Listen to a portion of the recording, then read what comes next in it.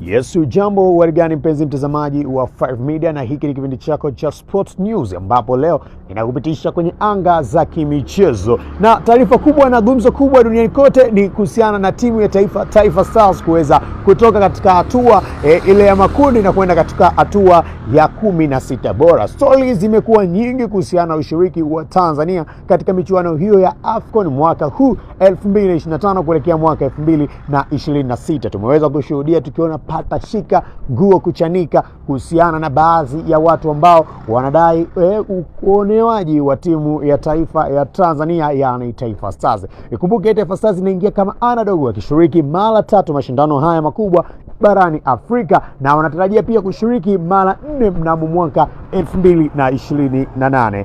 Kumekuwa na misemo mbalimbali ambayo imeweza kuibuka katika mashindano hayo ya AFCON kutokana na yale ambayo yanaelezwa kwamba baadhi ya maofisa kutokea katika shirikisho la mpira wa miguu kule nchini Morocco kuweza kuhusisha moja kwa moja marefa kuweza kuwapa rongo ili chama cha Taifa Stars kisiweze kusonga.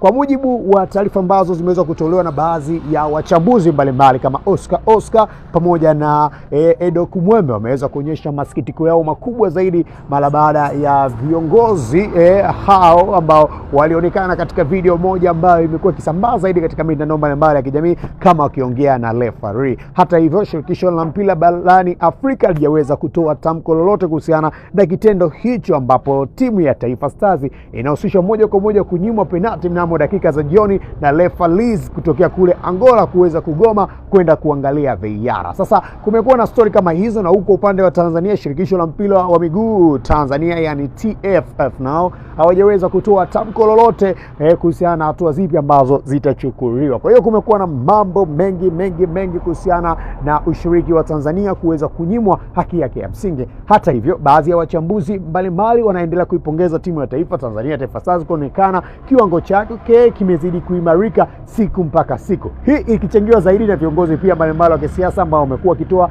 ahadi kwa kila goli moja ambalo limekuwa likinunuliwa katika michuano hiyo. Ilianza goli moja kwa shilingi milioni 100, then katika hatua iliyofuata goli moja kwa shilingi milioni 500. Mambo ni mengi kuhusiana na uandaji wa AFCON mwaka 2025. Kumekuwa na vionja na vitu vya aina vyake, na michezo kadhaa inazidi kuendelea siku ya leo katika kukamilisha ile hatua ya 16 bora.